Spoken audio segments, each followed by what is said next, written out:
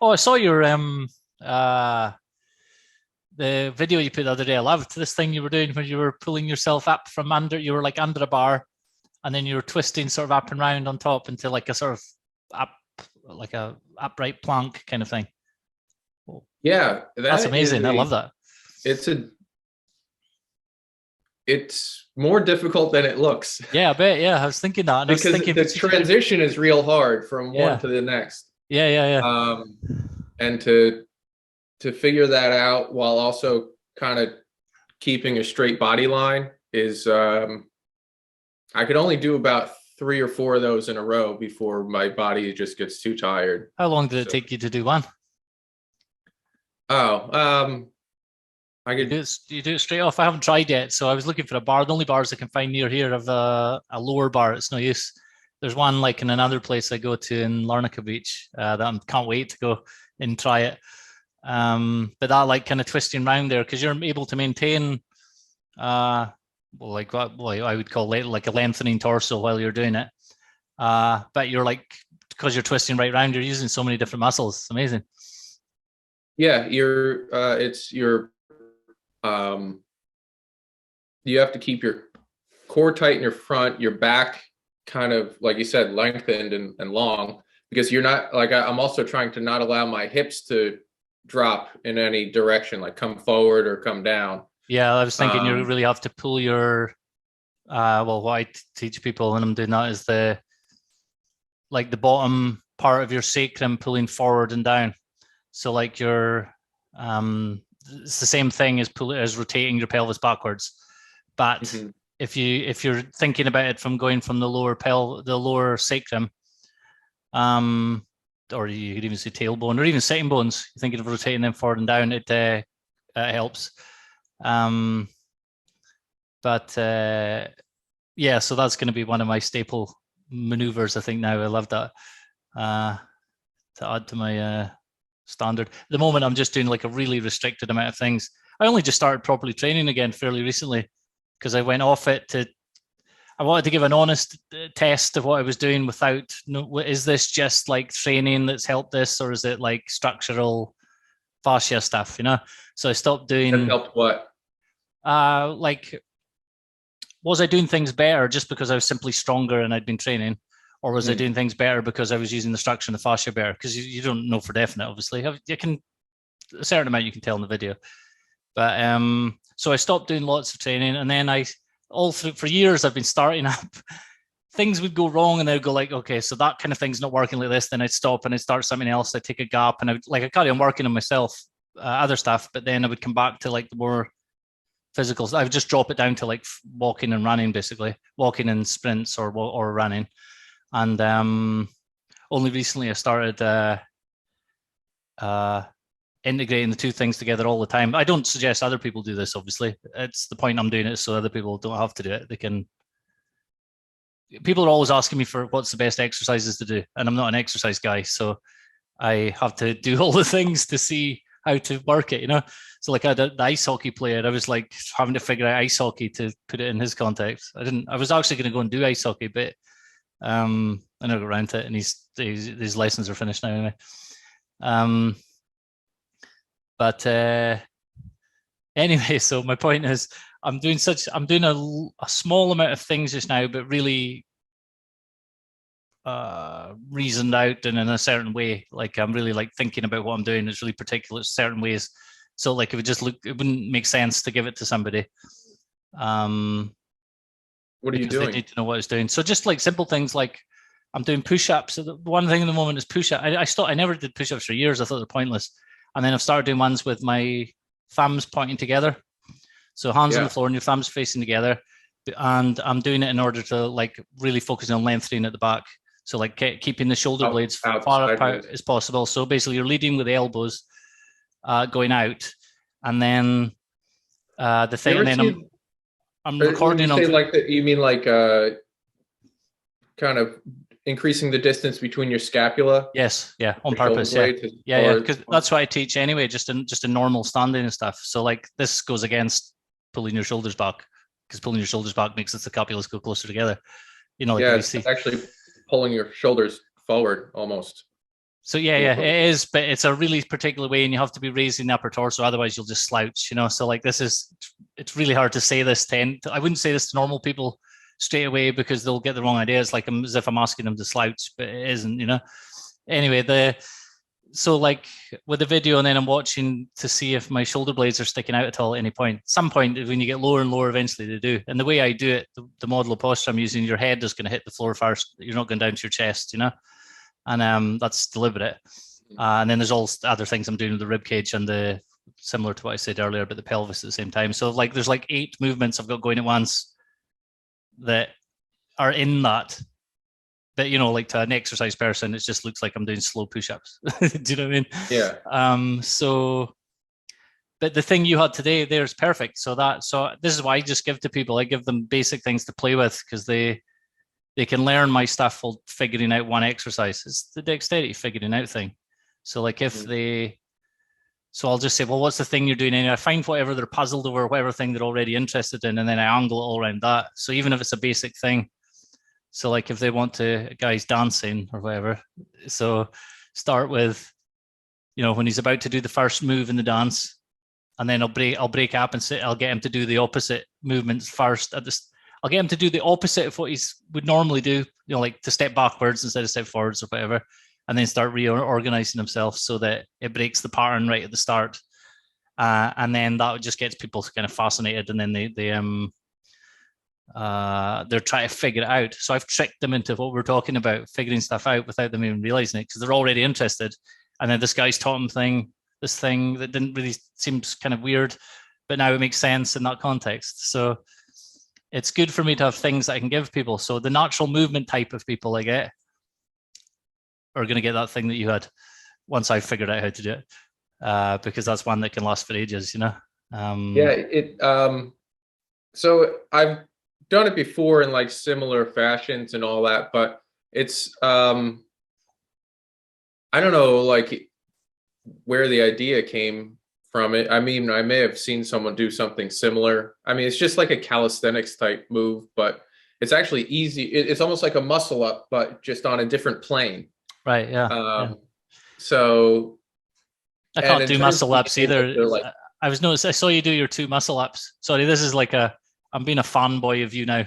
So I saw you doing the two muscle ups in a row, and I can't do muscle ups yet. I've never really properly tried, to be honest. I just haven't figured out. I haven't sat down. I haven't actively tried to figure out the first part. The swing up with the knees and stuff. I mean, I just haven't tried it. And the only bars I have here are awkward rectangle square things, so they're not good for learning it on. Or especially rotating over that. Yeah, they're really not. They're quite good for climbing up on to pull yourself up.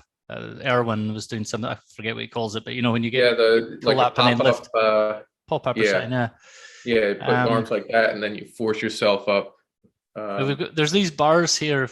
I don't know what the point of them is, but they're like these girder bars, and there's like about 20 of them in a row in this like park here. And they're quite high up, but they're really thick and solid, but they're rectangular, but they're perfect for doing like a sideways inverted crawl right the way across, so you have to reach.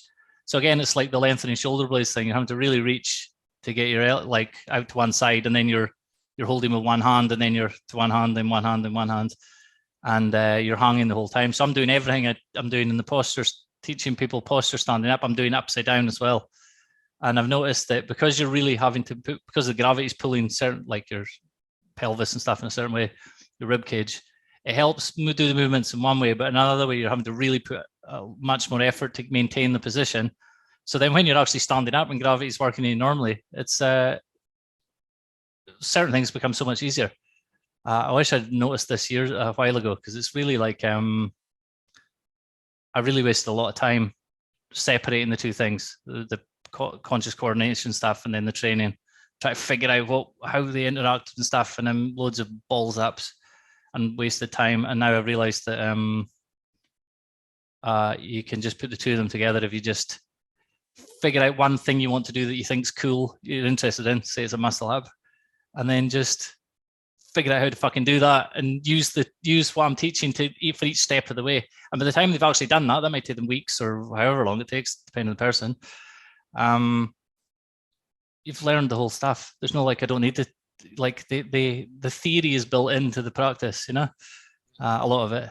And they're already thinking like this, they don't need encouraged to go and work on themselves every day. Because some people I need to kind of prod and get them to work on themselves because they're just not interested.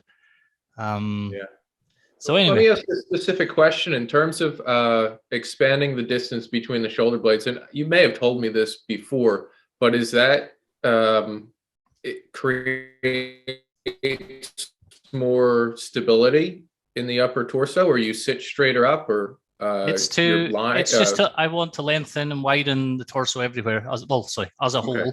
Some places have to be narrowed though. It depends. So to lengthen as a whole. So by that I mean the distance between the top of the rib cage, not including the neck, the very top of the ribs, the distance between that and the bottom of the sitting bones seen from the side. I want that to be longer. So the person's taller. But to do that is not simple. You can't just pull it straight up. It doesn't work. As soon as people pull it straight up, they pull the chest up and the lower back curves in. So they actually make themselves shorter because they curve, everyone does this. So because it feels like you're getting taller when you pull your chest up. It's the total opposite. Pulling the chest up pulls your ribs forward and your lower back has to go in. And then if you're like bending the bar, the two ends are closer together, So like what I'm doing for the lengthening is for the fascia. So like there's a little fascia along everywhere, obviously. And when you pull, there's different reasons. There's also how the shoulder's connected to the head as well. If you're pulling the head back, but the shoulder's coming back, the head is coming back, and the head's coming back. It's affecting where your larynx is. There's loads of like detailed stuff. I've been working a lot on larynx, neck, head, larynx recently, and it's gone away now. But this week, my voice dropped down a octave or something really deep, and it was really like a husky, not husky, but like a gruff voice, like a real like manly voice. And now my normal voice has come back, so I'm going to work more on that because that wasn't like TRT injections to make my voice deep. That was just the structure. So it wasn't like, it was very peculiar what I had to do to get it, but it was in a different place, and it matches what these Italian singing teachers from the 1800s were teaching about they were calling it vocal protection, that you needed to do a certain thing with your upper torso. And so the singers wouldn't lose their voice, leaning forward and up. So not pulling backwards, actually going forward and up. So like forward and up from... Forward and up in what, like, what do you mean by forward? Forward from, so the upper torso starting from between the 7th and 8th thoracic vertebrae, technically, but the easy way to think about it, the person standing from the side, it's if you drew a horizontal line under their armpit, it'd be from there. I've got diagrams of this. This is what FM Alexander was doing. So it's like a complicated model. So it's hard to just give snippets of it. So this is why I never really talk about this on Twitter or whatever, because if I say one of these things, people go, that's bullshit. And then I have to go, oh, but this and then this. So it's better I just teach the whole thing in a lesson and don't tell anyone else. That's probably me just being lazy, but so the thing that stops your losing your voice, makes your voice deeper. To me, that's a sign it's probably the right position for it. I can't prove that, obviously, but it's suggestive that that's a better place for it to be if it's deeper. It's just a guess. And Alexander, it would just seem maybe it's better airflow over the vocal cords. Like your cords are not so constricted or pulled. That's part of it, and it's the flap that comes over. When you swallow, there's like a flap goes up and down between swallowing and breathing over your tube. So when I got good control over that. If it's too far one way, it doesn't quite close properly, and the person swallows air and they almost swallow. Breathe food or breathe water or whatever as well. So the things are connected. And Alexander originally lost his voice. That was his thing. And the guy he learned it from, which he didn't really talk about much, also had lost his voice. And those Italian guys I'm talking about was for people who protecting people protecting the voice for people who'd lost their voice. And Alexander's thing was he had to change the whole posture structure in order to fix the voice. This is like where a lot of it came from, because he was saying he was doing his toes and his feet was preventing him from, behind a whole bunch of other movements that were causing the problem in his throat. So this is what got me fascinated with it all in the first place, because it was like, what do you mean curling your toes? You lost your voice because you curl your toes? Because he was taught how to do. He was taught to do that as a stage actor. You grip the ground, you grip the floor with your feet, and it makes you more like passionate or vocal or whatever. And all that happened was he lost his voice. So it's just one of these. It was just the Twitter meme of the day that everyone was doing. You know? So that's the weird thing is, like when I consider gripping the ground with my feet, I don't necessarily think about doing it with my toes. Yeah, that's what they were teaching. It's stupid, isn't it? It's like gripping the ground. To me, it's more like a structural thing where you're thinking about the gravity and the like the stuff like that, which is related to how I think about embodiment, because people think embodiment, it's your feeling and your sensing and it's the sensations and the feelings and getting deep in the feelings. I don't think of that as embodiment at all. I think that's just sensations and feelings. To me, embodiment is understanding where the parts are and the thinking about things like gravity and the position of places and the angle and trying things out and thinking of yourself as a body in space. It's kind of abstract and then practical and then abstract then practical. To me, that's embodiment. But to them, it's like you just feel it deeper and everything will be fine. I just think that's rubbish. So anyway, that's a good interlude. Yeah, you can only go so much. Although I will tell you, I did a cool experience this past week. So I've been doing these breath hold tables, and I had a moment when, because I sometimes wear an oximeter on my finger as I'm doing them, so I could see like my blood oxygen saturation and my heart rate. And during one breath hold, I watched my heart rate drop down into the 20s, like 20 beats per minute, which I've never seen before. I've been into the 30s, like low 30s and everything, but into the 20s is like, I was almost startled by it, because you're like, wow, that's really slow. You're getting close to one of those yogis who stops their heart, you know, they bury them and then they take them up and their heart's maybe beating like once a minute or so. Yeah, I mean, thankfully I didn't get that that slow. But the weird thing that went along with that was like, I felt as if like my perception around time dilated. Like, you know, when I don't know how to really explain it, because it wasn't like the way I experience it is like literally how, you know, how an eyeball, when you watch like your pupil dilate, like whoop, It was like that, but it was just like, it felt like because my eyes, I looked at that and then I closed my eyes and I felt like my mind space almost do the same thing, like whoop. And it was a very strange experience to go through. I've never experienced something like that, because I'm having trouble explaining it, because it's like I don't know how to explain it. Yeah, it was very strange. Nothing I had ever experienced before, but that was something. I don't even know how I thought of that, but no, well, that's the same thing as the yogis and all that are doing. That's and the fakirs, I think they're called. That kind of stuff. So they're just training for ages to do it, and they're having mystical experiences when it happens. So if they deliberately do things like slow their heartbeat down and by using their breath by breath control, which they do, and they do things where you breathe through one nostril and then the other for certain amounts of time and stuff. It's because each nostril is connected to the different side of the brain and stuff like that. So it's actually really is changing your brain when you do that. And you're changing your brain if you're doing consistent breath holds. So they do it in order to get mystical experiences. So if you're doing it in order to breathe, to hold your breath, the mystical type experiences are bound to come along with it. So it may get even weirder and weirder. Who knows? I didn't characterize it as mystical, but maybe it was.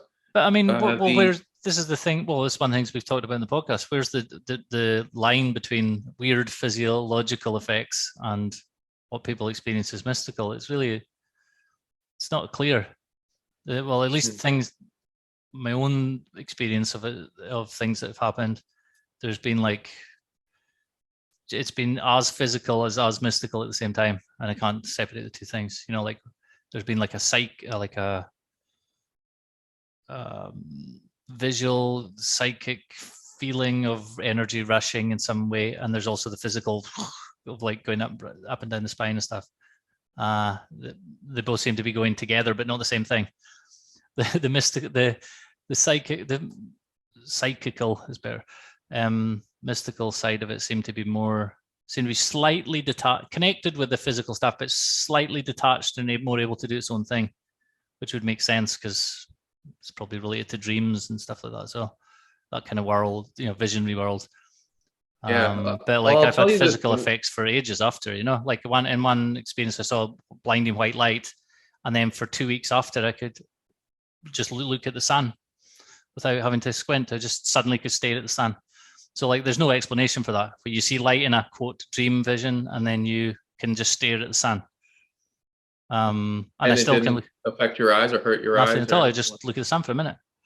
Like I'd never in my life to be able to look directly at it.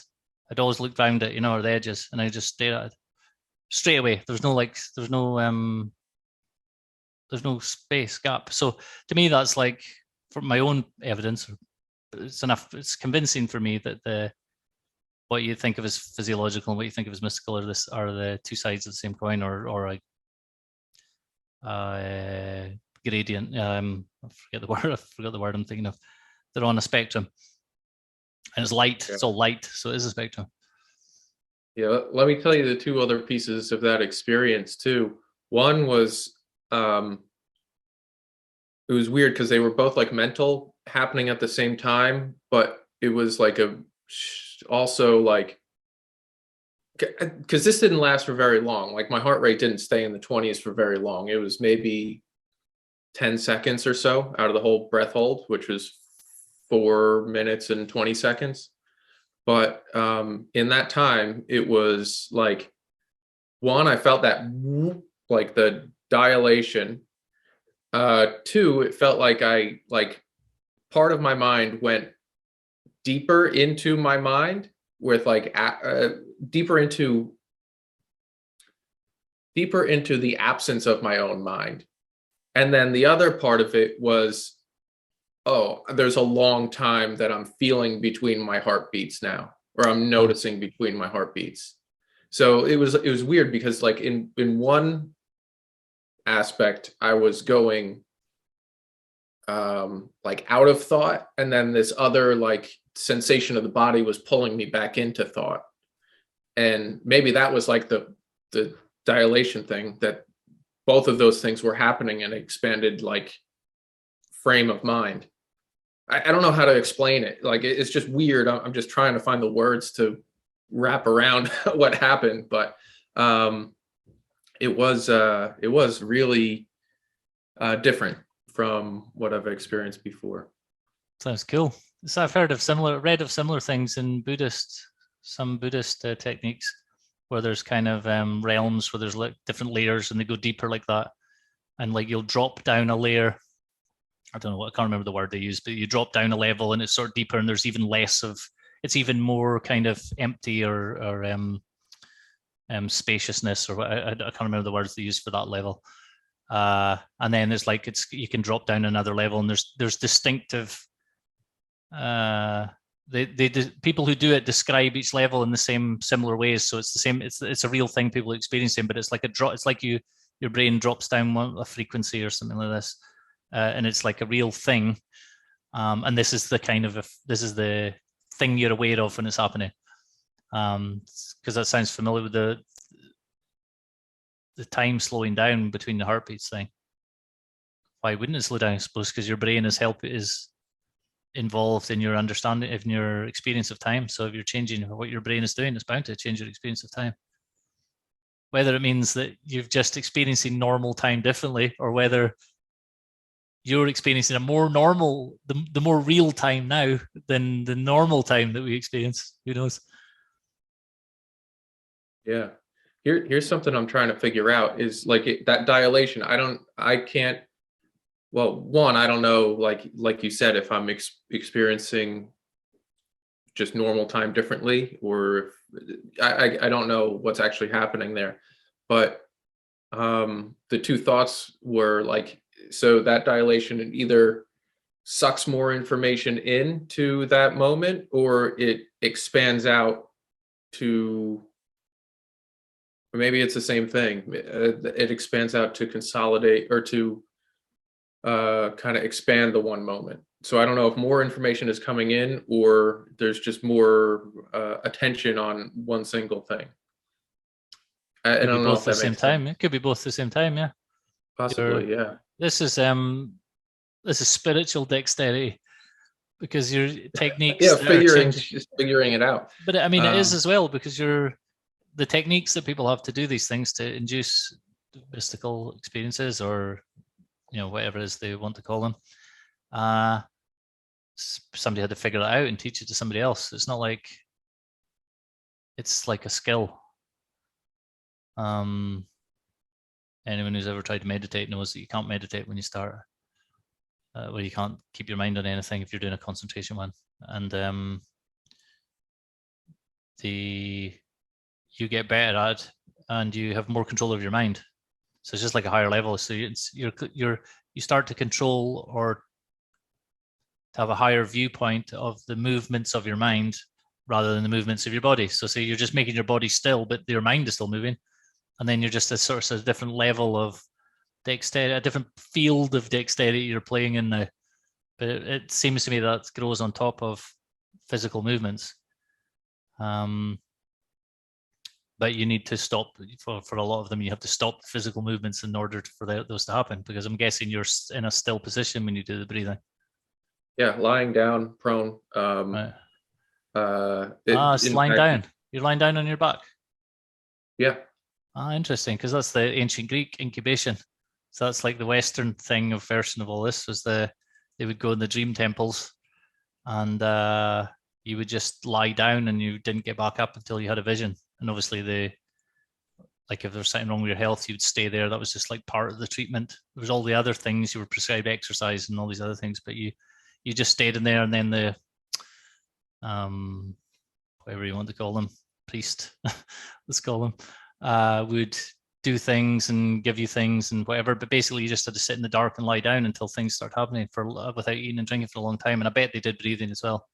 And it was like in sometimes literal caves you would do this in. What did you think? Did you think it was like sitting upright?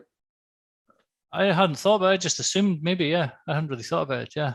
I had a sort of mental image of you doing. Originally, I thought you were doing it underwater, so I had this mental image of someone in a pool, sitting sitting down in the pool and then coming up, and then checking the watch. But I had no basis for that. That was just a guess. Yeah. But yeah, I mean you to me that's like.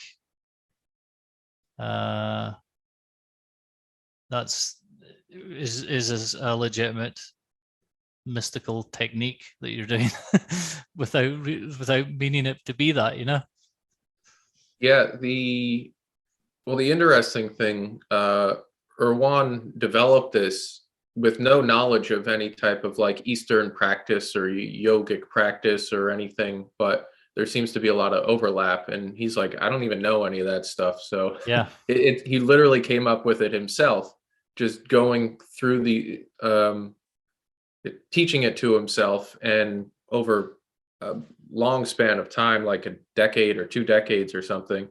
And just with no knowledge of any type of Eastern philosophy this is how it would have been developed in the first place. I think there's as many of the Western versions of this as there is Eastern. It's just Eastern is what we see now, but somebody had to come up with it, and it would have been very dexterous people like he is that came up with it first, because they would have just kept figuring things out, and then, but like we talked about before, becoming more dexterous, there's a kind of spiritual component to it. Life becomes more meaningful. Then you start, as you get older especially, you start, what does it all mean? And you start to try to connect things together and stuff for other people and stuff. It's just natural progression to go.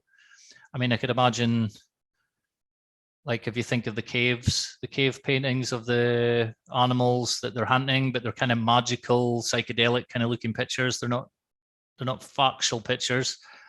Those are like extremely fit, dexterous people that are hunting animals, you know, ice ages going on and stuff. And then the next minute, it's really physically really difficult to get into some of those caves. You have to crawl through, like it's traumatic, tiny tunnel to get through and in the dark stuff. So there's like a physical component to get there. And then you could just imagine that the dexterous guys came up with techniques that were working and opening up these other kind of set of imaginations and realms and whatever you want to call them. And then eventually we would get systematized, and then what we now think of as priests would have taken over, and then it would have kind of lost the dexterity history of it, because now you've got like specialists that are just doing that, and you've got the dexterity guys are doing fighting and stuff separately, and they kind of got specialized. That would be my guess. I would guess the first shamans and all that would have came out of just a warrior band of people like everybody else. That's just a speculation. So many other ones, just like that's what he is. This physical, dexterous guy doing his own thing, figuring things out all his life. And it just, whenever somebody, it's almost when somebody masters something, especially if it's something they're mastering for themselves like that as they go, when people get older, when they start getting more experienced and older, the different people from doing different things, it begins to converge on the same point. People start saying the same things, and they came out from totally different angles. That's how you know it's like true, I think, because you're like, this guy, this other guy said that, and he's like, doesn't know anything about this stuff, and he's got to the same point. But their kind of interpretation and techniques is going to be different, because the path that got there is different, even though they've reached the same point, but the path is different, and it's kind of path dependent. The techniques you use to get somewhere shape and give you the flavor to the way that to the practice that you do. It's not like you're all just doing a sort of abstract, bland version now. You have your kind of own version, and it only works for you in a certain way. So like this way of doing it, the Erwin kind of way of doing it for that breath thing would be, and for you, might not work for someone who is like young boy who joins a monastery to be a monk and just sits down for 12 hours a day, shaves his head and all that stuff. And that's a different world than out climbing trees and whatever else, Yeah, I would, you talked about before, like a Western approach to these things. I would think Erwan's method is very Western, because it is, you're figuring things out with thought. Like, you're not trying to be absent of thought or detached or anything. You're actually very it's intellectual into it. Yeah, you're thinking about it, like you're talking to yourself. You're talking yourself through, like you get to a point during the breath hold and you're like, I could just give up. Like, that's the thought that comes in your mind. I could just give up and all that, but you're like, no, I'm gonna stay with this. And you're talking to the different parts of your body that are asking you to breathe, and you're overcoming that. And it is a very it's an intellectual thing, but it's also an intellectual thing, but it's also like immensely connected to your body and your physiology at that point. And it's just a matter of overcoming that and overcoming whatever distress you're in for as long as you can, and doing that through an intellectual, my process is, again, I'm lying down flat, and part of that is just to conserve energy. Like, if you're sitting upright, you're using more energy to sit upright. Your heart has to beat against gravity if it's sending blood up. But if you're lying flat, obviously it's easier on your body. Like, it doesn't take as much energy. So I try to expend the least amount of energy possible, relax all parts of the body. And then like the first minute and a half is just going through the body, relaxing all different areas so there's not any tension. And then it's just kind of focusing the mind on like one thought, or talking through something, or lately I've been really focused on like trying to get back to that space, and it feels like the space is in my head, but it's like a conceptual space of that, like just like a focus, and then see how long I could reside there. And as I feel myself start to, like, you feel your body start to go through the different convulsions over time, as I hit 3 minutes and 3.5 minutes, and it's really like and then I find each moment where like I'm ready to go into convulsion, try to smooth it out and hold on to that smoothness for as long as possible. But it's very much a control thing, like an active thinking. It's not a detachment. It's like, I'm going to stay in this moment because I know I can handle this stress at this moment for as long as possible. So it's like a slowing down of escalation. Like you want to, the experience is only getting more difficult, but you want to slow down the pace at which it gets more difficult for as long as possible.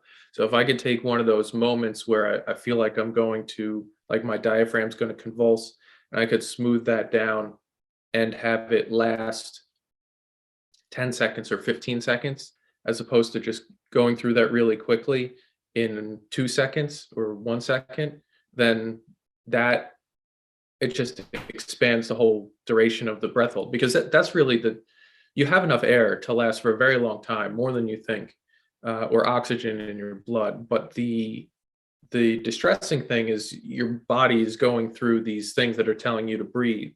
So if you could take each one of those moments where your body's like, breathe now, and just take it and stretch it out for as long as possible. Like, you could sit in that moment for a while, but it takes concentration to be able to focus on that and expand that as long as possible. And that's how you get a long breath hold. There's a lot more that goes into it, but it's not, it's like it's concentration under distress, and it's a very specific type of concentration. And so, like, I don't know, you're very much trying to figure it out moment to moment to say, like, how can I hold on to this as long as possible, while also, like, I don't do it with a nose clip or anything, so I'm just literally holding my breath between my epiglottis and my soft palate too. So my mouth is closed, no nose clip, and there's just a tension in the back of my throat where that all happens. So it sounds like a lot to explain it, but when you're actually doing it, it feels very different than the words I use to explain it. And I don't know. I don't know what else to make of the practice, but I think it is a very westernized version of whatever this breath hold practice is. And it is very, very intellectual, I'd say, as opposed to like the absence of thought, or the absence of like, you want to dissolve yourself. Like, no, you are yourself in that moment and you're controlling it. And there's another part of yourself that's saying, no, like, let go, breathe again.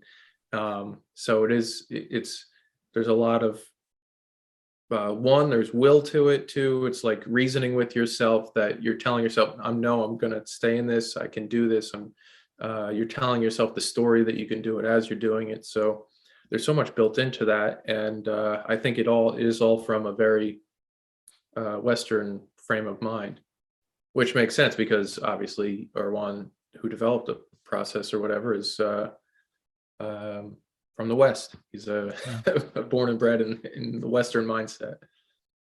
Cool. It's amazing because it's this is also your memory is involved, because you're having to remember that, yes, you're remembering the information that it's okay, that I know I have enough oxygen. You're remembering the other times you've done it for, you may be short of breath in the first minute, but you're like, I remember I've done this many times longer. And it's just all talking to yourself. So like or giving images to yourself, so all of this is really, it's not possible. Like, for someone thinking about this, they might not realize that it's not possible to hold your breath for a long time like this. For that length of time, probably it's not possible without language, because you could imagine like an ancient ancestor They maybe hold their breath a long time when they dive down for fish or something, but they're not able to do any of this talking to themselves. They haven't internalized speech. So like you wouldn't be able to do it. So like this whole realm of movements becomes possible because you've got internalized speech to do this to yourself. This is just dexterity. It's like the most recent layer of dexterity on top of everything else, language. And then obviously you can plan out, oh, I want to become more dexterous. You can make plans, use language to make plans and to get trained by someone who explains it to you, tells you where you're going wrong and stuff like that, and gives you ideas. And then you get more dexterous. You know, it's not like doing more. It's not like you just do more of the same stuff and you gradually get more and more able to do things. It's that you're thinking before, during, and after the things you're doing. This is what people miss. This is what like just standing in a room picking up weights up and down, up and down, up and down, waiting for it to, you know, counting the seconds between sets or whatever. I'm going to say something controversial here. It's stupid. And I mean stupid in a technical way. I mean, it's non-intelligent. There's no thinking. You're just doing something repetition, using movements and that developed a long, long time ago in evolution and just doing them like mechanical repetition with no thought involved. And I don't mean thinking about really focused on the movement when you do it. I don't mean that. I just mean there's no reasoning or specialization. It's specialization, but it's specializing at a very low level. It's like a low evolutionary and developmentally of the person. It's like, it's what, when I say stupid, I mean that kind of stupid. I'm not making a judgment on people who do it. People can do what they want, but it's maybe I should come up with a better word than stupid for it. But it's non-intelligent in that sense. So it's very low intelligence in that sense. You know, there's not a lot of mind involved. Whereas figuring out how to, like that, the thing we talked about at the start, figuring out how to do that, and how to keep what to do with the middle part of your body as you're doing that, and you're really struggling with your arms to get yourself up and stuff. This is intelligent movement. You have to decide what you want to do, and then something doesn't work, so you plan something else. Okay, so if I move my elbow at the same time as I move my knee, and I do this with my pelvis at the same time, I'll try these 4 movements at the same time while I'm doing this big movement. Oh, that seemed to work a bit better. Oh, and then, you know, that's intelligent movement. Whereas if you were just hanging under the bar and just pull up, down, pull up, down, pull up, down, it just isn't. There's like no, to me, there's no, it's not an opinion. It just isn't intelligent in that sense, in the way I'm defining intelligent. So all of these, that kind of way of thinking for like someone like Erwan, his whole life has been doing that and figuring things out.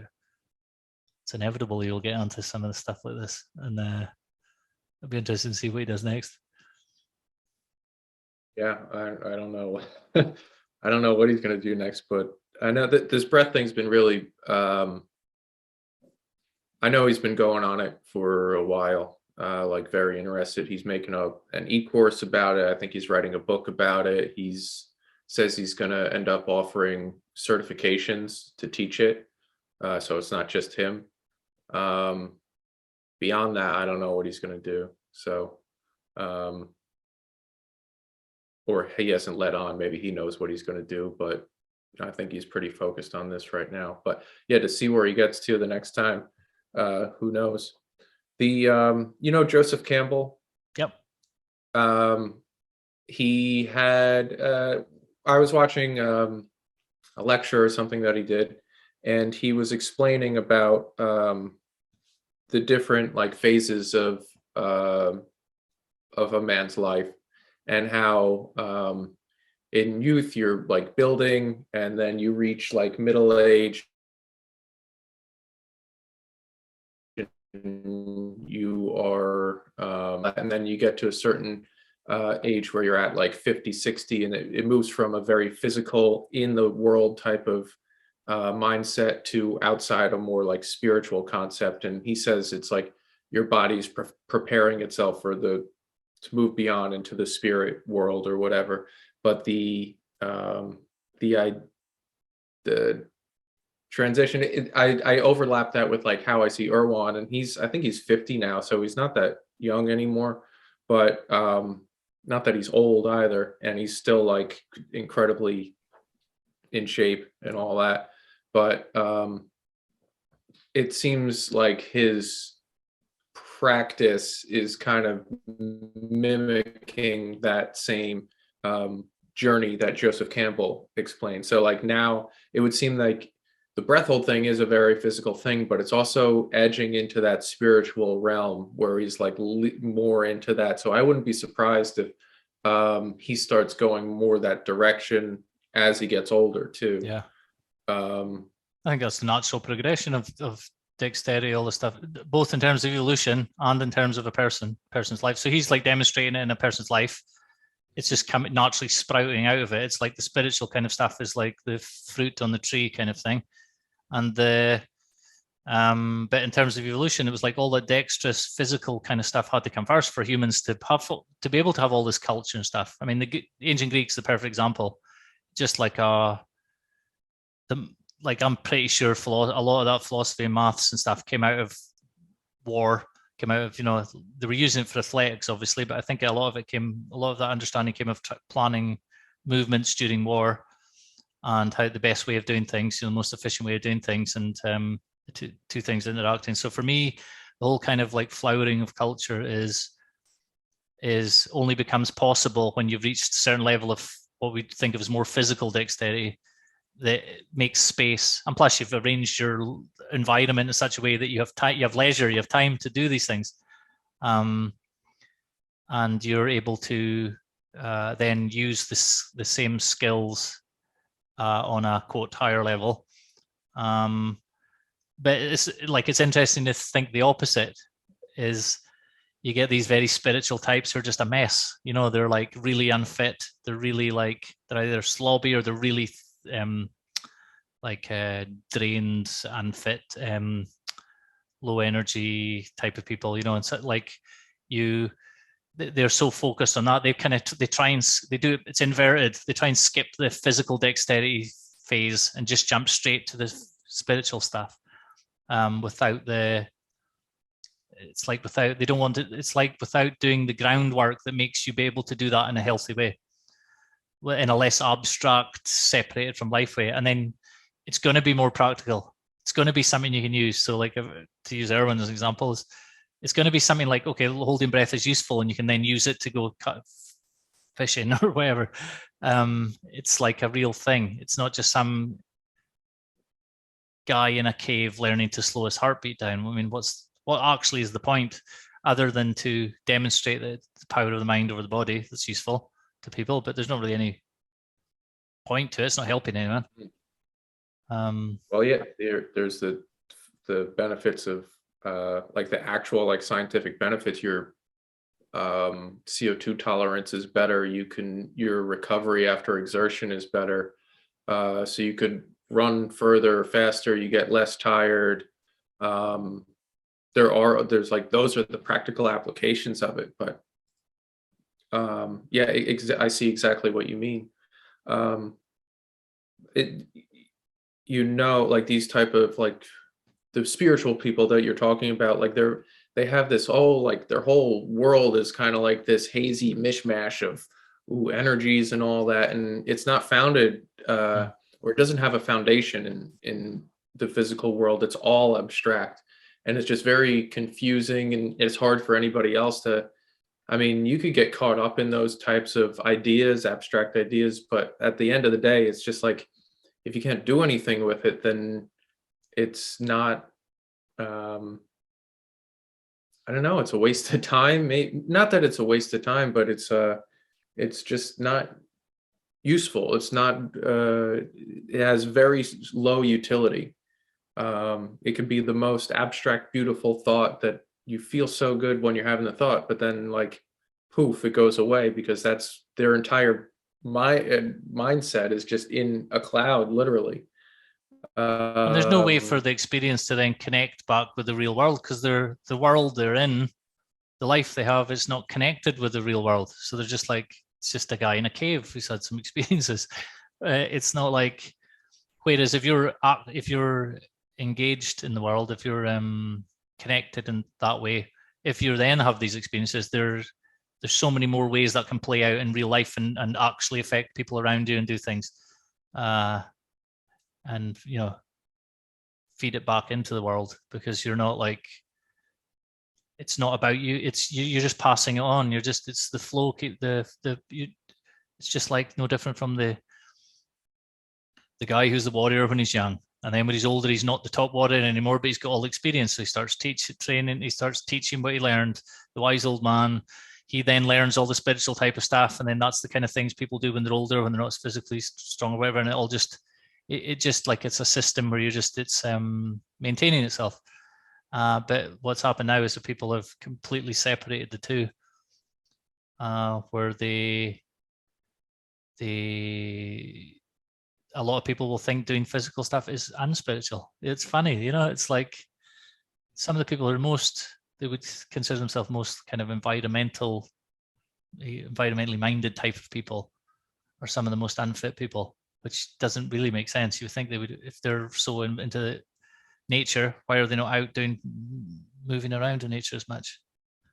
It's like, right. It's strange when you think about it, like they'll maybe go for the diet, like they'll be strict about some kinds of food or something, they'll have a strict diet in some way, but then they're just it's like there's a split between the values they have and then the actions. And what I like the whole dexterity thing to me is it's the values and the actions. The values are in the actions. You're figuring things out that are important, solving the problem now. It's like, it's always this active living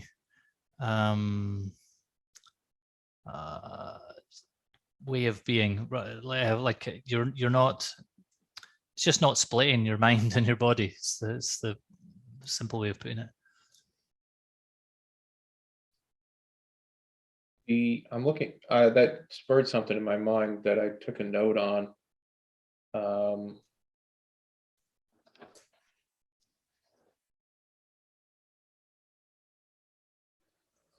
Now we've ended up talking about spiritual dexterity here without even a plan.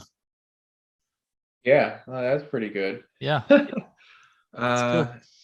Yeah. So, but that's the thing. It was. It's not like we just. We didn't come to like this whole conversation. It didn't come about just abstractly trying to develop some idea about what spiritual dexterity is. It came out of... Yes, we have this 10-point plan for dexterity, and we're going to explain to our minions exactly the things they need to do, action steps for each 10 things. It really isn't that. This is the part of the dexterity, because like we're talking about this, we started with this, me saying something I saw you do that I'm going to copy and use it in a way and teach other people. This is way out of the realm of like physical movement now, like way out of the realm of just a physical movement. But if you were to just watch someone do it, you think they're just lifting themselves up in a thing. It doesn't mean anything, or it's not like intelligent. But that's like in this whole, there's like a whole, I don't know what you call it, like a whole movement going on in all these different levels of life at the same time. It just always comes back to movement. Yeah, and that's my point was going to be, that's where it started too. I mean, like this whole conversation started in practices in the physical world. It's not like we're getting on here and just coming up with these abstract ideas, trying to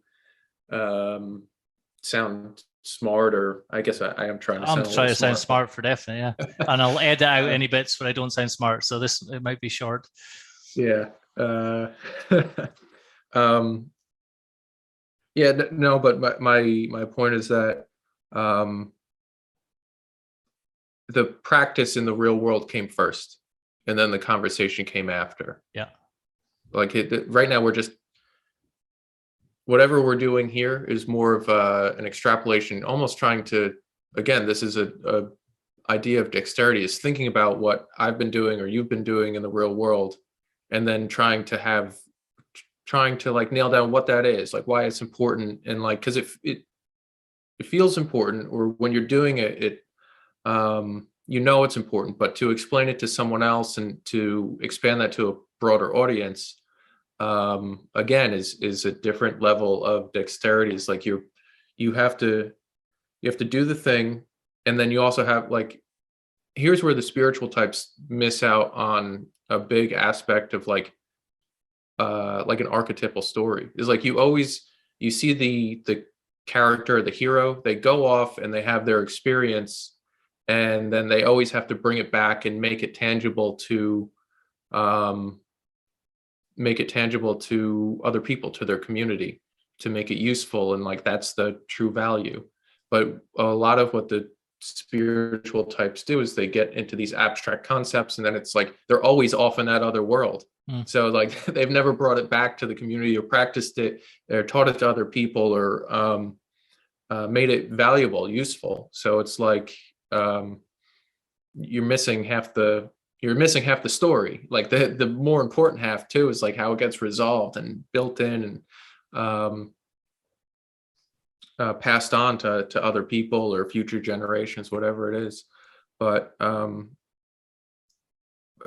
even like it has to go from physical, and you've talked about this before in the podcast, how you take the whole, you break it down into parts, and then you rearrange it back into a whole. Yeah, and now the whole is bigger. It's now a bigger, more improved whole. Well, that would be the aim, yeah. Yeah. But everyone stops at the breaking into parts. So like even the spiritual types, they break it into parts and they have all these abstract terms, and then they stay in that world. They don't bring it back to this world and help other people or whatever. It's like with a lot of things. If you master something, you find yourself having to teach it. It's just something in the nature of things. When you're really, it's like it has to go back. It has to circulate somehow. This kind of thing. And I know what you mean about when I started doing exercise, it was more dexterity based rather than the sort of stupid movements, as I called them earlier. It does feel like it just feels like it means something. You don't know what it is. When I first started running through the woods, running down a hill through the woods, rather than running on a treadmill or whatever I was doing at the time, something just flipped in my head, but the meaning of it really mattered. And it wasn't just the buzz from doing it. It was like you immediately go from the physical to spiritual.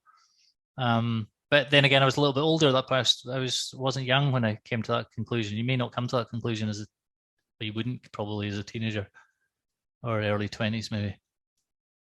I mean, you see like the entry point for a lot of people getting into fitness is going to the weight room at their school or something, and it's just lifting weights, and then that kind of sets so that this is a kind of a concept of I think I heard about it. Someone was talking about vaccines and COVID, but like the concept is original antigenic sin or something like that.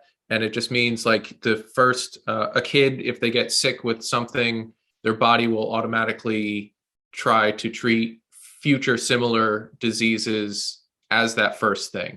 So it's like your first sickness, your body, once it gets on a sickness 2 and 3 that are different, it'll still try to fight them as the first one. But the same concept you could apply to people like when you're growing up, a lot of what your exercise is either playing with other kids, it's sport. But the first time you actually start thinking about exercise is you get to whatever, you're a teenager and you start thinking about, okay, I'm going to exercise now. And now it's in the weight room on a treadmill, you're training for a sport, and you're in the gym. So now the first time you're actually thinking about exercise, it's okay, that's the gym. The gym is exercise. And it's not, so at the very beginning of your like intellectual foray into movement or fitness, you've already solidified or anchored any type of fitness with the gym and lifting weights. And then people they never question that, and they go about the rest of their life, and like that's what it is, when that's such a small subset of like what I see is what true fitness is. So yeah, and the whole play and the stuff they did as a child is just forgotten, when really that's just like the gym stuff is just a very small subset of those things. You've taken a particular few movements and you're specializing them for a particular reason. Often it's psychophysical reasons. Often it's like they just want to pick up chicks or whatever, they're doing it for. So there's like, it becomes a means to an end. So like, is there, sorry?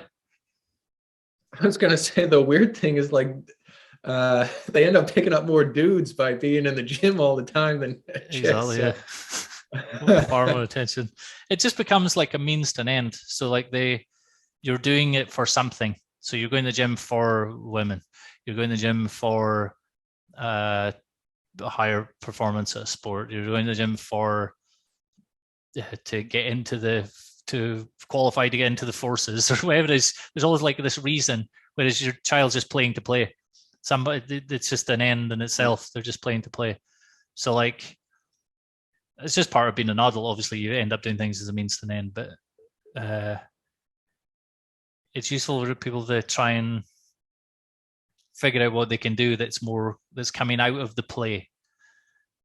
It's coming out naturally from the play. So like maybe something that you were doing when you were young that you can take up now, because now you're still associated with just playing to play, rather than you have to go and do these things, you have to get these numbers, and you have to do, like, although that's using your mind. If you have a plan at the gym and you have goals and you're writing down what you do and you have targets and stuff like that, obviously that is using your intellect to do movements. But it's such a limited way, and it's robbing you of a whole much bigger experience of movement and thinking and stuff. It's really limiting in one way of thinking, and like you say, then it just becomes solidified into that's what it is now. That's what doing a sport. That's what thinking about movement is, just numbers, targets. That's all it is now. Well, actually, a whole part of it for like us and people like us is it's the meaning that you get from it and the other ways it spills over into other parts of your life. It's way deeper, and it's hard to put into words. Which is why we're here spending hours every time trying to put it into words. It's one of those like, we're just kind of pointing the way to people, start doing it, it'll happen to you, and then you'll start figuring it out yourself, and then you just look to other people for inspiration. Then you get it, and you won't go back to that other stuff. It's like, or maybe that the other stuff is better integrated. Yeah, you still use it. I mean, I still have goals. Yeah. No, I agree. I still have goals, and I still lift weights, and there's certain times where I'm just doing like repetitious push-ups or body weight squats or something. But it's all like those things end up being like 20% of the workout as opposed to the majority of it. And they might be in the context of a bigger plan. So say you're trying to figure out how to climb up on something, to pull you up on something. One of the stages is you're going to have to practice pull-ups, say, to get stronger for that part. There's just a basic level of strength you need, but that's not the end, and that's not the game. Do pull-ups, do more, and then put a weight on and do more. It's like you've reasoned out that that's part of the process you need to do to accomplish this bigger thing, and it's a bigger meaning now. And because like, I mean, like for example, today one of the things I was doing was, when I say the inverted crawl sideways, hanging from these bars, I was deliberately doing long sets. There were sets today actually of back and forward in order to build up my strength of doing that, because there's something else I want to do later that it's kind of dodgy underneath. There's like kind of like square concrete with sharp edges, and just this terrible thing underneath at different angles. If you fall in it, it's going to be bad. You can't fall there, and so I need to build up the basic strength in order to do the things I want to do next safely. So that's like reasoning. That's not like doing reps for the sake of reps, but it's a means to an end, but it's a bigger end than simply, if I do this muscle will get bigger and it will look better in the mirror and in the wherever people go for women now. I'm too old for this. But like, that's another thing you're saying about people when they get older, they gravitate more towards the spiritual stuff or whatever when they get older.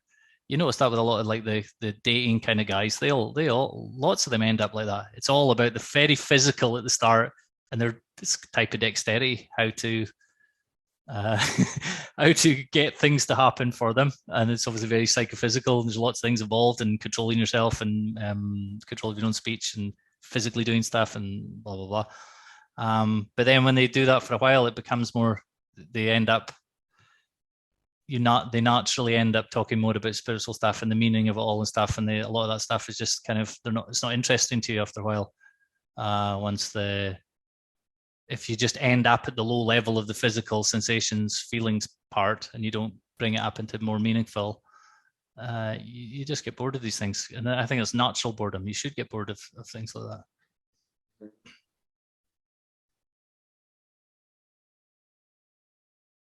Yeah, it means you're growing, I guess. Once you figured stuff out, it means that you found the solution and you can move on to the next thing, the higher calling, the higher purpose, bigger problems to find solutions to. Yeah. Do you want to talk at all about the book, essay 4? Not really. I don't think in the last essay I read, he didn't mention anything to do with spiritual stuff directly, but does he eventually? No, he kind of sort of, yes. In the last essay, it's more about like he defines dexterity in a more detailed way, and it's very clear he's mostly interested in the kind of development of it, of the intelligence side of it. But he's like more a physiologist, and that's the level he's working at. But you can tell he's interested in it. Oh yeah, certainly. But it's also Soviet Union, so the Soviet Union in that time, you weren't allowed to talk about spiritual stuff. It was like like hardcore atheist, materialist, or die. So you don't know what people are thinking, really. Yeah. There was one line that he brought up, and he was talking about how essentially this essay is called On the Construction of Movements. He goes into a bunch of things about how the human mind was formed or layered on top, and as your thinking or as your physical movements get more complex, your mind has to get more complex to adapt and find solutions to your physical problems. So one of the lines that stuck out to me, he was talking about motor complexity and movements, and within the last however many years since we started to create more tools and everything, the complexity of motor movements that you actually need is in retreat.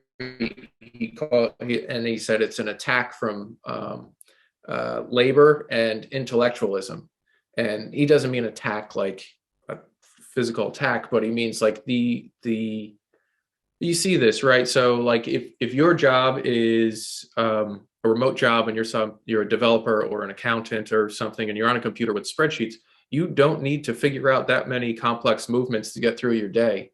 And that's like because your mind is geared more towards intellectual pursuits.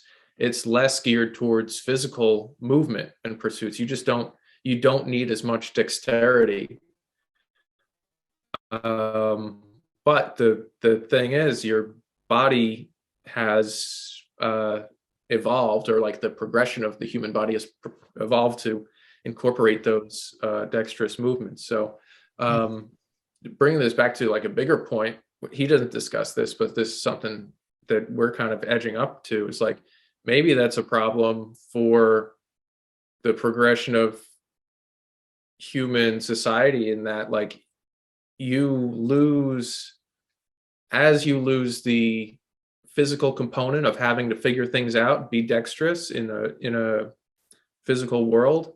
Does your brain get more stupid? Because those two things are linked traditionally or evolutionarily. Like the brain grows as it's figuring out more ways to develop these solutions to the problems of survival. And if there is not a physical threat to survival, does the brain then retract in some ways? I don't know what that is, or does it stop development, or does development slow? it's a tough question to answer, because relative to human life, we've been doing intellectual pursuits in this way like for a very short time. And I don't know, do you have any thoughts on that, or what that might mean? Or yeah, I agree with that. I think it is the less things you have to do like that, the more there's technologies that do everything for you, the stupider people will get. I think it's almost like we're handing out the intelligence out into the machines. I mean, that really is, that's literally what some people are trying to do. I can't see how it doesn't make you more stupid. Like a big part of the movement towards people, the movement of people towards kind of ideas to do with embodiment and stuff, although I take issues with some of the ways it's interpreted, but that understanding that these things arise out of the body is a kind of, is try to solve this is in reaction to people noticing that overly unhealthily rationalist things and have everything structured and done for you. It's artificially separated from your body. All of these things came from the body at one point. All of these abstractions and ways of thinking were originally designed in order to help your body do things. So like it was always going from like the purpose of being able to think was to help you survive. So like now thinking's just broken off and just thinking for its own sake. So like it's separated. So if the thinking was developed over time from figuring things out in the physical world, then if you stop having to figure things out, then the thinking can only get more stupid, or at least stop developing. And then if you've got, at the same time, you've got technologies get more and more complex, it's not a surprise that people are just kind of outsourcing everything to technology and just going, oh, well, that must be better. Oh, just, yeah, there's all these machines. Yeah, just let the experts hook all the machines up together and run my life for me because they know how to do it better than I do now. And obviously some people are like, nah, I'm not up for this. But it's like self-fulfilling prophecy now, because in order to notice it, you have to still have some of it. And the drive to make people more stupid because they're not having to figure things out as much means that they're not able to notice that they need to figure things out more. So there's like, you can't do anything about it. I don't know what the answer is. Something that's been on my mind lately is you need a lot of patience to be able to figure stuff out,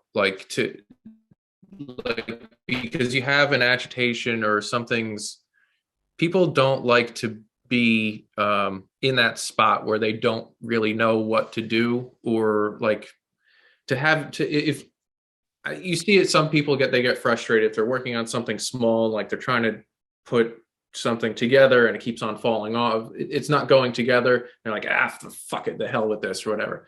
But the ability to, that's just lacking patience. And what it is you're just getting agitated and you're not able to think through things clearly to say, no, I'm going to stick with this and push my way through. What technology at a lot of times has allowed people to do is become to default to comfort and default to convenience.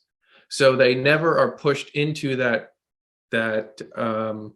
phase of having to figure something out and stick with it when they are agitated. So you have this feedback loop of everything always being more comfortable and more convenient, and you're less accustomed to having to deal with agitation. When agitation comes up, your threshold for it is low. So that's a lot easier to do when you have all these technological advancements, many of which are great. But the flip side of it is it's training you to become more comfortable at all times. When actually a lot of what the physical world does, and when you're actually using dexterity in a positive way, you're not you're growing out of discomfort because you're figuring out better ways and to move beyond them and to move towards to solve bigger problems or bigger discomforts or bigger things. So these are two feedback loops going in opposite directions. One is you're in the physical world and you're using your problem solving abilities to become more dexterous. Two is in a more technological world and you're using your problem solving abilities to become less dexterous over time. Yeah, that's a great way of putting it. So I don't know how those things compete. And obviously, I mean, there's a big cohort of people that really like the physical world still, despite all the promises of technology. I mean, we're probably two of them. We know a bunch of people that are like this, and yeah. But so I don't know how that plays out, or does collectively. I don't know if those two forces eventually they come to. They develop side by side, or you could partition yourself out into each one of these types of mentalities and. Or like there's theories that say that every once in a while society will refresh itself. If it becomes too complacent, then you will see chaos start forming because people they're too much they go too much into a realm of life that subconsciously they don't desire, and then we'll see who the dexterous people really are. Yeah. Yeah, you better be training it now because you never know when that moment comes. So like you mentioned there that it's been able to try to figure something out when you're agitated, rather, be comfortable with being uncomfortable, being okay with being uncomfortable. And then in general, and then you said about the breath holding, you're having to do the same thing. You're having to control your thoughts and emotions and sensations and talk to yourself and your body parts in such a way that you're able to do what it is you want to do, even though you feel uncomfortable and you don't want to do it. A part of you doesn't want to do it.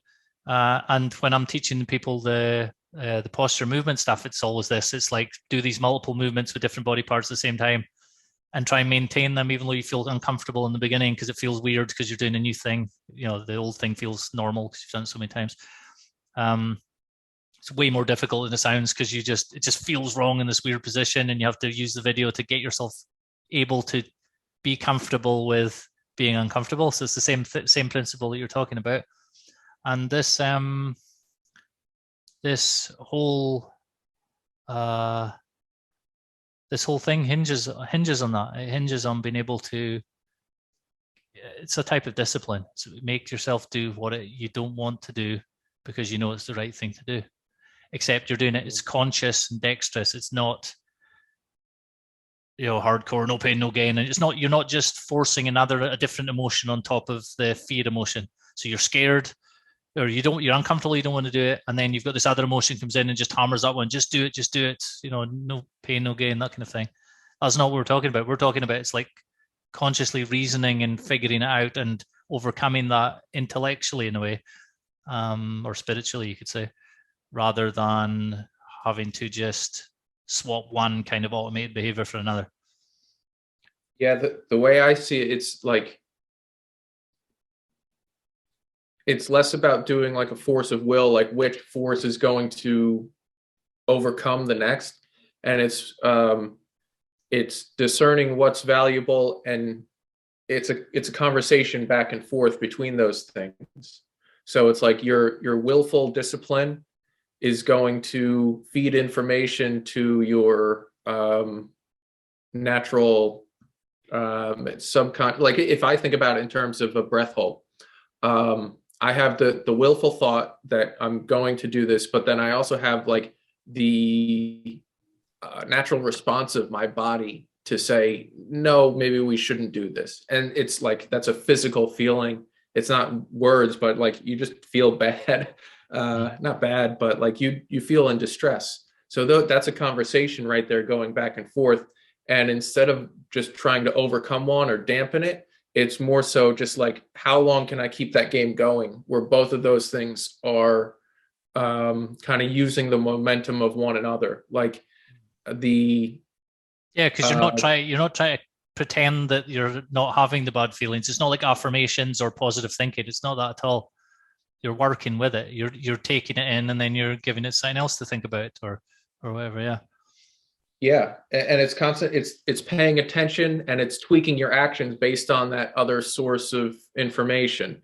So it's a constant dance or battle or whatever you want to call it. I mean, I keep on doing this motion, but dance that's is what I better mean. than fight. Yeah, dance is better than fight, because that's people think of discipline as fight, but a dance is much better. Yeah, it's as if you have these two gravitational forces, and they're both causing a revolution around one another. They're both acting on one another, and to keep that motion going, neither one of them can stop. And you see how long you can keep that going. It's kind of a concept that I heard from Jordan Peterson, and like the people that are most successful aren't the ones that completely overwhelm their competition, but they're the ones that kept getting invited back to the game. So the idea is to continue the game, whatever that is, the dexterity, like the survival, extend that for as long as possible, not by removing your opposing force, but by being able to engage with it over and over again. And to bring it back to the point about patience and all that, it's always playing that game. Like, you're going to get agitated, but the idea is to use that agitation to either spur a new thought about how to come about something in a slightly different way, or to find a different angle to it, or to use it as a momentous force as opposed to a defeating force. I think a lot of it is that people seem to be very ridden with anxiety, and it's a constant, like, their nervous system is so overloaded by a lot of stimulus that you're getting from everywhere. You get it from TV, the internet. I mean, just people are on edge, and their kids are chaotic, and they have their own schedule. So, like, your nervous system is constantly ramped up. So it's you're always kind of losing your patience, even when you're kind of at your baseline. But if you're able to say overcome that, or find different methods where you could lessen the franticness of your nervous system, I think you're able to stay in that pocket where you're more so accomplishing tasks that aren't necessarily where you would have otherwise lost your patience in them. Maybe the agitation people have, that they're the ramped up nervous system, like you're saying. They're trying to figure things out, so they're watching the news and they're trying to figure out what's happening here, what's happening there. That's their natural impulse to be figuring things out and improving their dexterity, but it's got nowhere to go. So it's just in this very tight, abstract area called, for most people, geopolitics, filtered through the media.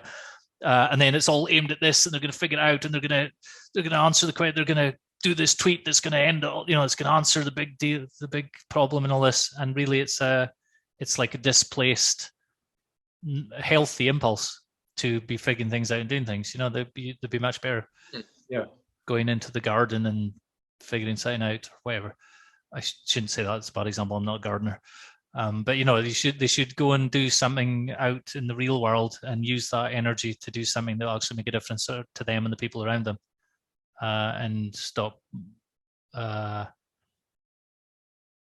talking shit on Twitter. So it boils down. It's it's a misplacement of energy, right? Or misplacement of your attention. Where it should be focused, and what it should be being used to accomplish or create solutions. And if you're doing something physical, it grounds you in the real world. So it's much harder to be manipulated by other people who are controlling you by the abstractions that they're throwing at you and various types of trickery, deliberate or not. You learn to trust yourself more too. So like if you're grounded in the physical world, like you're the agent doing things, and you have to trust what you're doing, and you see the feedback from what you're doing because it's right there. Like it's not, there aren't extra levels of abstraction. And you also know, like if you had to figure something out to do something and it took you a long time or relative amount of time to figure it out, and it was a lot of effort and trial and error, and then you managed it. And you know that when people are just spouting an opinion about something, they haven't gone through any of that. So you just don't take it seriously anymore because you're like, they have no, you get a sense from people, it's not grounded in reality when they're saying something. There's just, I've noticed like my intuition of who's just a bullshitter is way better now since I started doing more dexterous type of physical things. Like I'll know somebody's bullshit much sooner than I would have before. And then, then it'll come true later, but I didn't need to wait until later. You just kind of sense something. And I don't know what it is. I think there's something in the language people use when it's much more, when they're detached from the world, they talk in a certain way. And I'm not talking about people who are just talking about like high level philosophical stuff, because lots of them are very physical people. Not lots, but there's enough.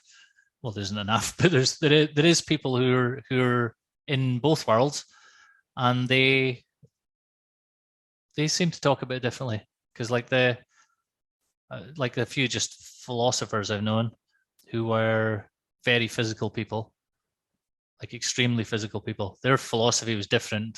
They spoke in a different way about the same things as other people, talking about the same kind of philosophical stuff. It's just different because they're grounded in their physical structure and physical life, and but they weren't stuck there, because this is the point. Because then they're like, we're not saying it's, when we say being grounded in physical, we're not saying just be like a meathead or whatever. We're saying you're start there and you bring it up into the mental world and the spiritual world. You take it with you rather than, that's what it is. You're not running away from the physical to the mental and spiritual. You're not just going deep into the physical and the feel and the emotional and staying there, which people do too. We're talking about starting at the physical level and bringing it up into the physical, into the spiritual and mental realms, and everything just works better because you're more integrated. Yeah, or at least that seems to be. Do you have something that's a tell for a bullshitter? Like what would you say is a tell that tips you off? The main thing I've been noticing recently is like sophistry. So like people are just saying, it's just like rhetoric. They're saying things. There's just little phrases where they'll say, like, they're just not arguing in good faith. They're trying to catch someone out, or they're like, people get more subtle at this on Twitter, I've noticed. But I could just sense they're just trying to catch the person out. They're not actually trying to talk. Just one example, like I said something on Twitter, someone disagreed with it. They thought it like I was saying something stupid. They thought I was missing the obvious stuff, so they give some answers of some obvious things, which are so obvious that obviously I must have thought about them. It didn't give them pause to think, well, if he's not including those obvious things, there must be a reason, because he must know about these things.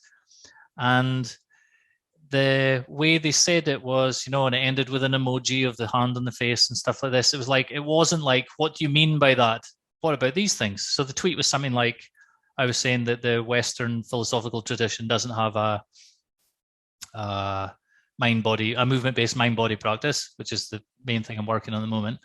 And they said, oh yeah, well, the guy said something like, what about, oh yeah, so there's no such thing as the gym and yoga and frisbee, and like named all these like blatantly physical things on one hand, and then the other hand, yoga, which is not in the Western philosophical tradition, connected, Indo-Europeans, all that. Yes, I know that, but it's not the Western philosophical tradition. So the things he mentioned just blatantly aren't that. Obviously, I've heard about the gym and frisbees and yoga and stuff. So he didn't say, I don't understand what you mean. Of course, there's like, to me, of course, there's mind body stuff in the West. People go in the gym, they're doing sports, they're doing all these things. He didn't say that. He said it was like this gotcha, oh, idiot, and then the emoji to kind of dismiss it. There was no good faith. He could have said, I don't agree with you, here's why. But it wasn't that, you know? So like that's something I notice a lot is they're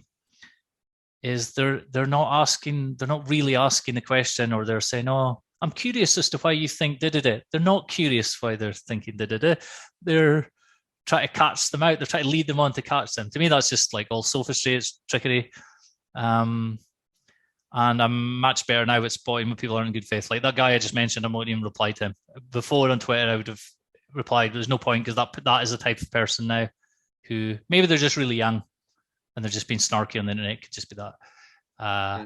But it could just be that type of person. You can't reason with that person because they're not reasoning. It's emotional. So that type of thing. That type of thing is definitely comes from doing more physical things, dexterity in the world, because I'm not getting trapped in the abstractions that they're saying and in the emotion of it. You know, it just annoyed me, and then I thought, oh, idiot, rather than, oh, I need to try and explain to this guy, you know. So it's much easier to see that, oh, that person's just lost in a world of words in their head. It's not connected with anything. Do you know what I mean? So like, even though I'm saying something quite abstract in one sense, but obviously I'm saying it from this world of experience and doing things in the world and things not working and trying to figure things out. And that's why I said what I said. But for a person to mention some obvious things in reply, which obviously the person would have to know about, tells me that it's not in good faith. And that type of thing, I just find a lot easier to spot at a distance now, rather than getting caught up in it. Yeah, I would say that whole what you've developed, the ability to spot something not in good faith, is a good example of dexterity, because it's like dexterity is like, part of it is the intellectual practice of discernment and judgment of what's valuable, what's meaningful, and to use the information that you're able to discern as meaningful or valuable, and act on it. So like, obviously, if you could pick up on those things earlier, it's part of that process of figuring stuff out. It's like, I'm not going to waste my time going back through and trying to explain to someone when I've seen this pattern before, and he's not going to, it's just going to waste my time, and he just wants to see replies pop up on his feed or whatever it is. Like, that's why he's just throwing out these words to make himself feel better, not to actually figure something out. Yeah, that's it. Yeah, it's not. That's the thing that isn't in good faith. It's not the person's trying to figure something out. They weren't. They're trying to. It's like get a reaction or look good or be emotional or something. It's not the. It's not going anywhere. It's not going back into the world. Because when someone's asking a question, but what do you mean by that? Are you meaning this? Because I was doing this thing, and is this what you mean? Why does this not count? What do you mean by this word? You know, what did you mean by this word? Because there's a few terms in it I haven't defined in that one in particular. Because the person's trying to bring that back into their life now. So they're trying to figure out this thing so they can do something with it. That's just out in the realm of, let's play in words out here and I'll win this thing out here. And there's no going anywhere. Like that's the thing where it makes you think it comes from doing things more dexterity based, more in the world based. I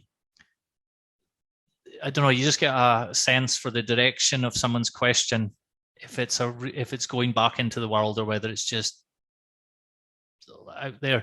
I mean, it can be people who are being nice. They don't need to be nasty. They can be nice and it's going nowhere. they're just like this, and it's like this abstractions, and then what does this mean in this, and they just go around in circles and they don't bring it back in. You get a lot of that in mystical and spiritual types and those discourses.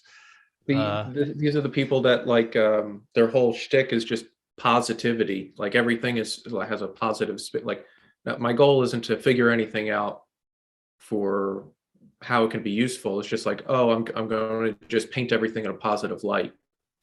Like that's my goal, is to just do that. You see that all the time in people that are more spiritual or mystical, or just learning things for the sake of learning them, not to do anything with it. It's like you should be learning to. There's a good phrase, a good quote from an old philosopher. You should learn only in order to create. So, like, creating is back into the world. It's the same idea. It's like back into the world. It's like you're figuring out how to do things so that you can do something with it. That's like a philosopher talking about what we're talking about, really. That your dexterity should go back into the world somehow. And that's not to say that everything should just go physical. I mean, I'm not a materialist in either with a capital M or a small m, I'm not a materialist. And but I'm not a physical world denier. People are going to take some of these terms and say I'm contradicting myself. But anyway, you know what I mean. People know what I mean. And a lot of and I'm guilty of this myself. I spent a long time just involved in reading things and doing practice and stuff that were totally detached from reality. And then you kid yourself on that detachment's good, that's what you're aiming at. But really you just end up this very anti-life, try to separate yourself out from it all. When really you want what you were talking about with the breathing. You want the stillness at the center of the cyclone. You want all the movement around you, but the stillness within it. You need both. Whereas a lot of the people they've tried to get the stillness and get rid of it's like escape from the world, get the stillness and nirvana and, extinguish life for them, like nothingness. But what we're saying, but we're also not saying you just live in the material world and do all that stuff and ignore higher things. We're saying it's both. And I liked your thing about the dance. So you're having the two together. So that's something I found.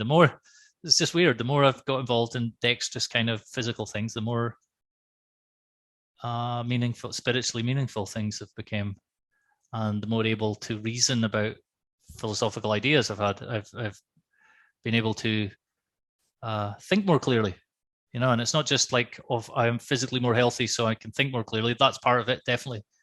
But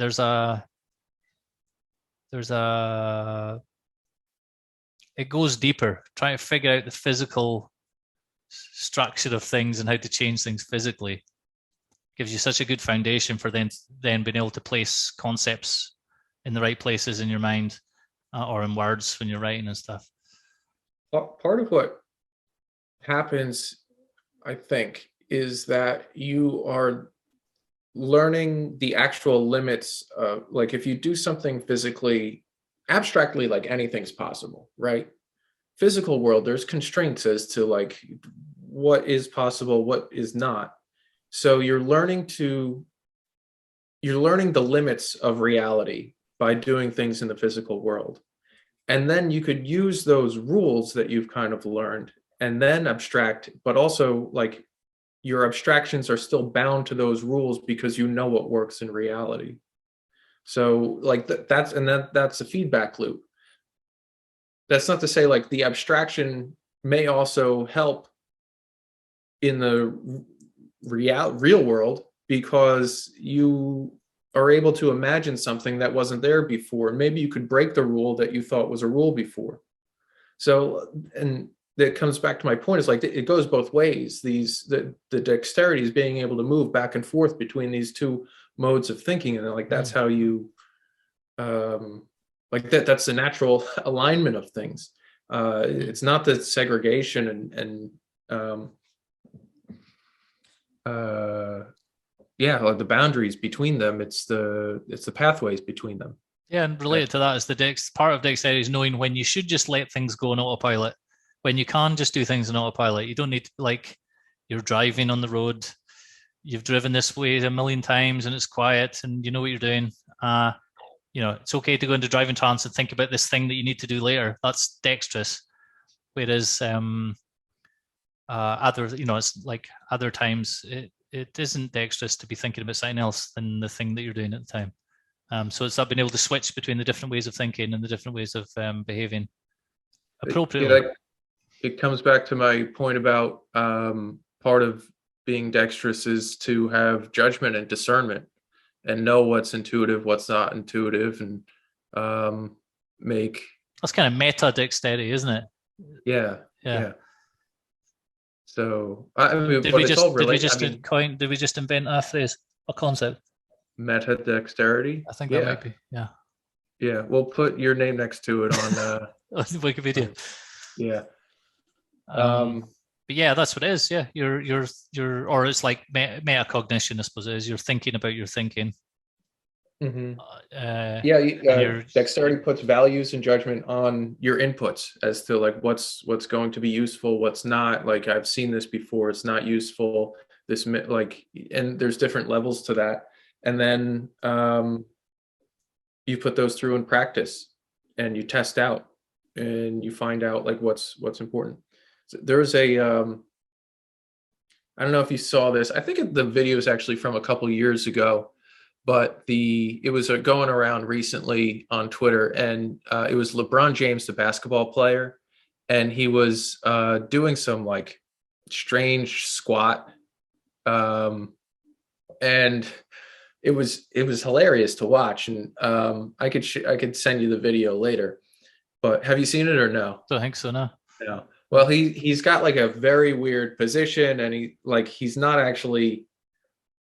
I don't know. I don't know what he was trying to do, but presumably he's got tons of money and a trainer's telling him to move this way or squat like with a bar on his back in this way.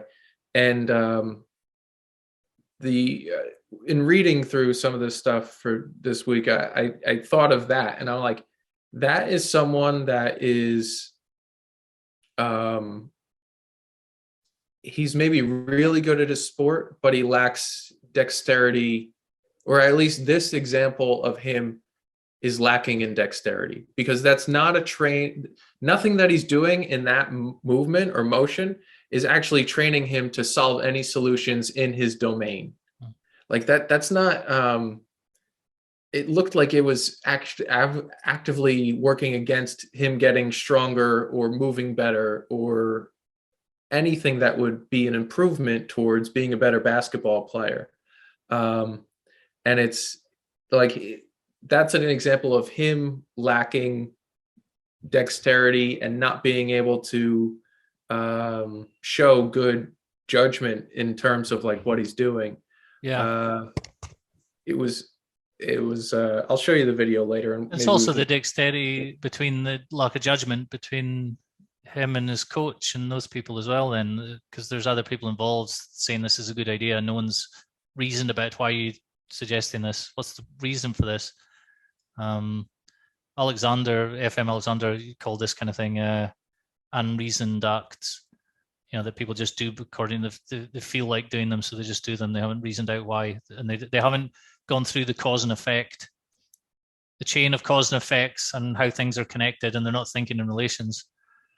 But it's because, like you said, people don't have the patience for the stuff. They just want to just go with the feeling right now. That's what a lot of it is. It's just lack of impulse control, or not wanting to feel uncomfortable, or just whatever it is. And here's the thing, like something like that, like what he's doing, it actually looks really hard, but it's not smart at all. Like it's a stupid movement in the way you would in the way you used stupid earlier. Like it's not, it looks like it's really difficult to do. So like you feel like you're doing something because you're really straining and you're out of breath or whatever, but it's useless in terms of actual practical application. He's not learning how to use his body more efficiently. If anything, it's training inefficiency in his body movement. And it's stupid. And like I said, in the sense that you used it. So, and anytime you do something like that, you're also training yourself on another level to do things without reasons. Every time you do something like that, you're now telling yourself, yeah, it's okay. What I do is I just do things with no reasons without knowing why. A guy like that, obviously they're going to have the best coaches and stuff, and the coaches tell them to do it, so they'll just do it. So that's a type of dexterity. You've kind of outsourced it to a guy who's meant to know better than you, but guy probably doesn't know better than him because he's probably not as good as him. Well, he won't be as good as him. So so you have this kind of which are conceptual errors rather than physical errors. Really, it's like the idea is wrong, the way of deciding what to do is wrong, rather than just the thing itself is wrong. This is one of the problems with Twitter, actually, is to say something's wrong, you have to go back to the whole chain of cause and effect reasoning of why they got to doing that. And but people just go straight to straight to the conclusions without explaining why, or they don't get into a conversation with somebody to explain their reasoning. They just assume something, or they try and catch them out or whatever. And this is what I mean about the lack of good faith. It's just like, it's really a minority of people on Twitter who are there to learn something in good faith. It really is a minority of people. I don't think it's limited to Twitter either. No. I think it's just a society-wide thing. People have a certain bandwidth, and they're not looking to figure things out. They just want an answer, and they just constantly want to catch someone out for being they just want to catch someone out for being wrong. Like if you've ever been to any seminar, there's always one guy at the seminar is there just to try and show that he's smarter than the guy running the seminar.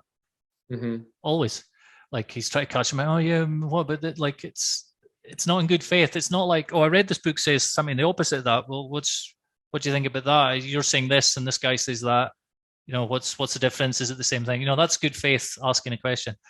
But usually those guys, the guy at the seminar is trying to catch the person out. He's trying to find something that guy doesn't know, and look, I'm smarter. He's paid this money to go and be smarter. That type of thing. I would run into that a little bit when I was working in the marine industry, and we would have like a boat show, like at a big convention center or something. We'd have all our models on display, and you would get some people that you would talk to, and they thought they knew something about the boat that they were testing you on, like, does this guy really know or something? And I would call them out, and I said, well, are you actually interested in this, or are you just trying to figure out a way to just have me stumble? And that right there shut them right down. And they're like, all right, thanks, have a good day. You've said out loud what the game is, and then they have a rare moment of self-awareness. Yeah. And it's like, I don't know what they like. Do they think I'm stupid? I'm like, maybe I don't know everything about this, but does it matter to you? Or are you actually going to buy the boat or whatever? Are you actually interested, or am I just wasting my time? You're trying to figure out what this is. And I think that's, that doesn't have, you don't have to do it in a mean way or something. But there are instances where people are just trying to they're trying to, like you said, get one over on you or try to outsmart you in some way. And you're like, I'm just not going to play that game. And I'm going to let you know that I'm not going to play that game. And then we either play a different game or we stop talking. So yeah. And the more you become friends with people and you spend time with people or read people who are playing a different game, or they're just learning things in good faith, and that the less time you have for those people, and you realize that you're just not interested, you just have time for it. So you need dexterity to get rid of them quickly, so they don't waste your time in a skillful way that isn't like causing a hassle, doesn't cause an argument. Mm-hmm. You don't care if you get one up. You just want them out of the way so you can go and carry on doing what's more important. That's all requires kind of levels of emotional regulation and dexterity, because you have to this urge to get back and win. You have to go put that aside because you've reasoned out that all these things are more important.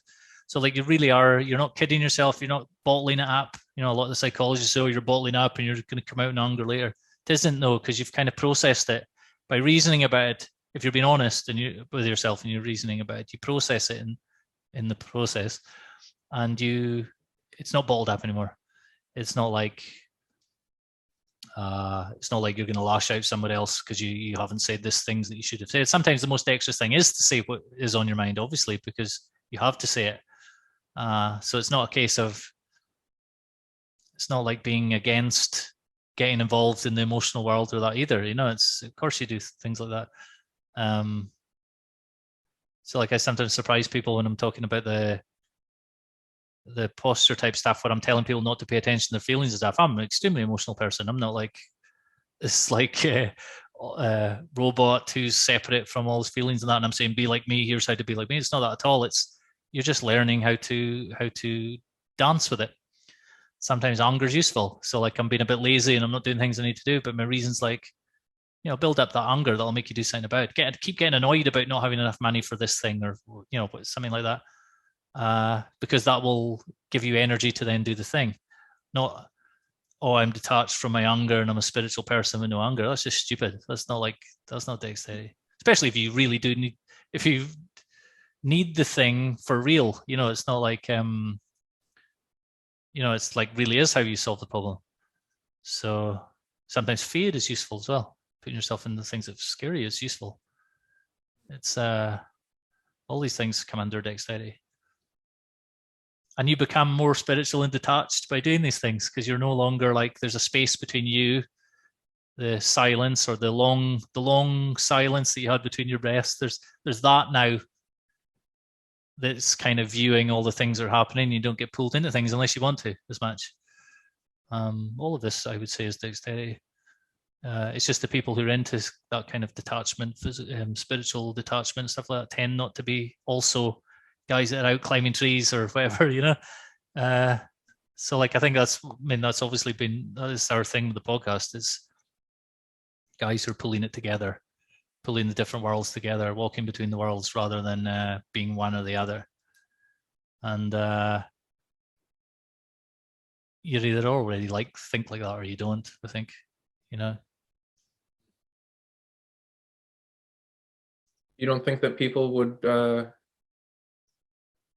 well, what I mean is that type of person who's already thinking a bit like that down that line, that will appeal to. Other people, it's just not interesting. It's too philosophical in one for some type of people, or it's too health and fitness for another type of person, I've always been right in the middle of those. Neither, but right in the middle.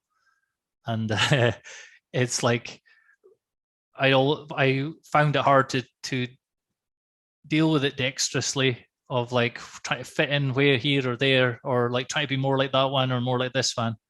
And then it sort of, as I got older, I realized that loads of people are the same as me and they like both and they're in between both. And it's okay to be like that, It's okay to be like a good all-rounder rather than highly specialist expert in this one thing or maybe two things, and then just like an idiot in between. But it's okay to be like, decent all-rounder and pull things together and stuff, and it's healthy. And if there's anything that's dexterity, it's been a good all-rounder, I would say, physical and the other levels. Yeah, but it means you have some competency to work in almost any situation. Right. Like you're never completely lost. All right. Well, what do you think? You think that's a good spot to end on? Yeah, I suppose we should end here. Yeah. Been going about 2 hours, maybe. Yeah, it's been a long one. So the book we were not talking about at all is Dexterity and Its Development by Nikolai Bernstein. I'll put an image up. But all this was based from that. We didn't plan this talk. We were just kind of talking about things that have been the book is, and this way of thinking and living has inspired in us. And this is the point. I mean, the book is kind of about biomechanics, which sounds kind of boring and dry, but really it's about the whole of life. And the more dexterity you have, the more spiritual meaning you'll have in your life. I'm pretty sure of that. And hope people found this interesting. Yeah. All right. I did, didn't we? So, yeah. cool.